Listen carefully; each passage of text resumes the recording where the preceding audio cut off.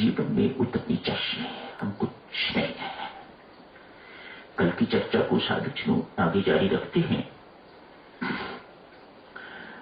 भक्त नारायण प्रसाद की चर्चा की जा रही थी।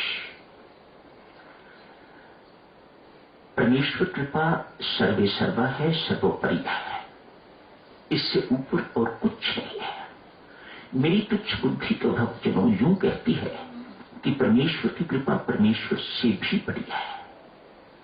जो काम परमेश्वर नहीं कर सकता वह परमेश्वर की कृपा कर देती है। आपके माथे के उल्लेख लिखे हुए परमेश्वर की कृपा धोखे तो सुलेख बना देती है। ये समर्थ परमेश्वर की कृपा है। क्या कुछ करती है परमेश्वर की कृपा, इसी बात पर चर्चा कल शुरू हुई थी। भगवान अपने समर्पित जो अपने आप को परमात्मा को चढ़ा देता है। भक्तजनों, मेरी तुच्छ बुद्धि, मेरी ऐसी बातें, समर्पण करना अर्थात फूल फल नहीं चढ़ाने परमात्मा को, अपने आप को चढ़ा देना, यह समर्पण है। इसमें आपका कुछ नहीं बिगड़ता, इसमें आपका कुछ नहीं जाता, मौज ही मौज है। हे राम, आज से हमने अपने आप को आपके श्री चरणों में चढ़ा दिया, अब हमें स्वीकार कीजिएगा। पूजा के लिए फूल चढ़ाते हो, फल चढ़ाते हो, मिठाई चढ़ाते हो, आज परमात्मा के पूजन के लिए अपने आप को चढ़ा देना ही समर्पण है, शरणागति है। शरणागत का भगवान मात्र त्राण ही नहीं करता भक्तजनों, त्राण शब्द बहुत छोटा है, बहुत कुछ करता है।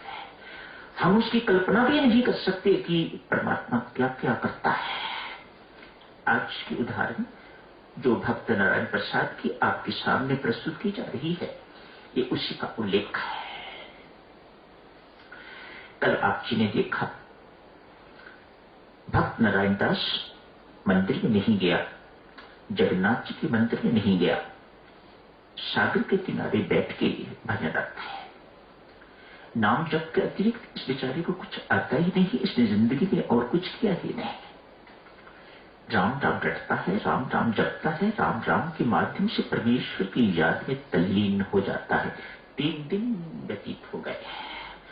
भक्त को ना भूख है ना प्यास है, कोई शुद्ध बुद्धि नहीं है उसे, इतनी तल्लीनता उसे लाभ हो गई हुई है। भगवान का सिंहासन खिला, जो सबको खिला के सोने वाला है, आज 3 दिन से भक्त ने भोजन नहीं किया, पानी नहीं पिया, तो भगवान खिला। लक्ष्मी, मैं बहुत शर्मसार हूं, मुझे बहुत शर्मिंदगी है। मेरा भक्त पिछले 3 दिन से भूखा मुझे याद कर रहा है। जा उसे भोजन खिला दिया, उसे भोजन दे दिया।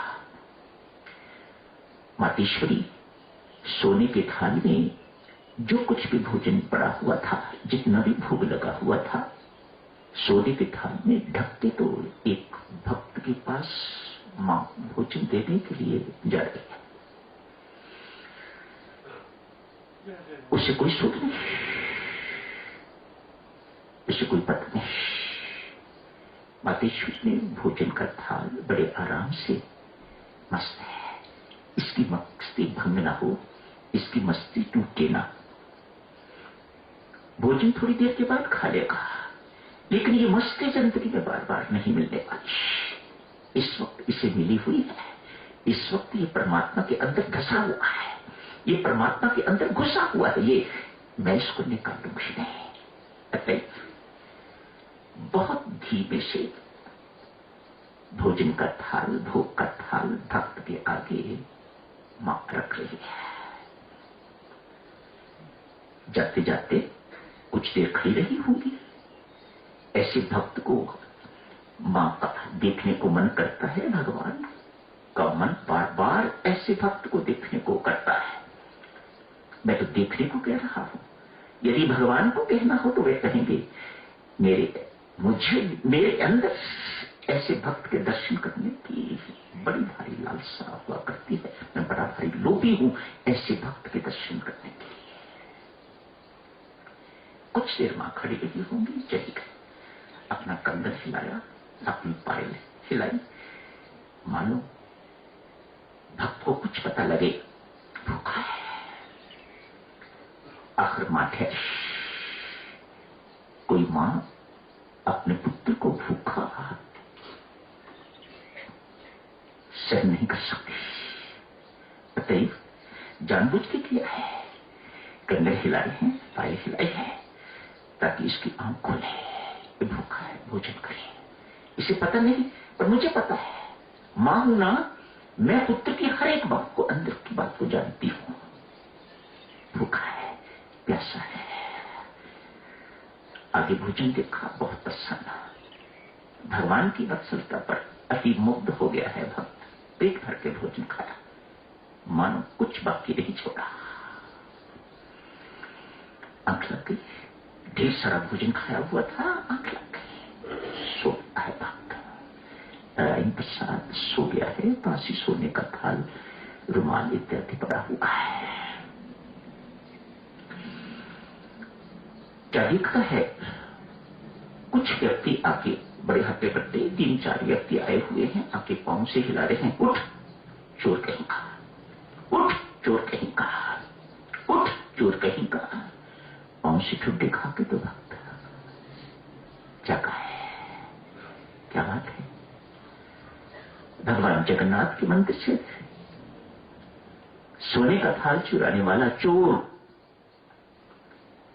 आज एक भक्त चोर घोषित कर दिया गया है। 4 लोग थे हट्टे कट्टे, चारों ने पकड़ के उसे राजा के सामने पेश किया। देवियों, राजा साहब के हुक्म से आधा घंटा राजा के सिपाहियों ने चाबुक मारे। निरपराधी, कोई अपराध नहीं किया हुआ। आधा घंटा चाबुक खाए हैं, लेकिन मस्ती नहीं टूटी, भजन कीर्तन में रत। चाबुक खाता हुआ भी मानो जैसे नाच रहा है। एक चाबुक पड़ता इधर से तो इधर नाचता, इधर से चाबुक पड़ता तो इधर नाचता, नाचता झूमता हुआ भक्त नारायण प्रसाद। लगा इसको तो कोई फर्क ही नहीं पड़ रहा। आधे घंटे के बाद छोड़ दिया है। आज रात्रि राजा साहब को नींद नहीं आ रही। बार बार भगवान जगन्नाथ मंदिर में विराजमान, बार बार इसे दर्शन दे रहे हैं। पीठ से खून बह रहा है। सोचा स्वप्न है, टूटा। राजा सो गया, फिर स्वप्न, फिर स्वप्न। न रह गया तो जगन्नाथ जी के मंदिर इत्यादि इस सब राजा के अधीन है।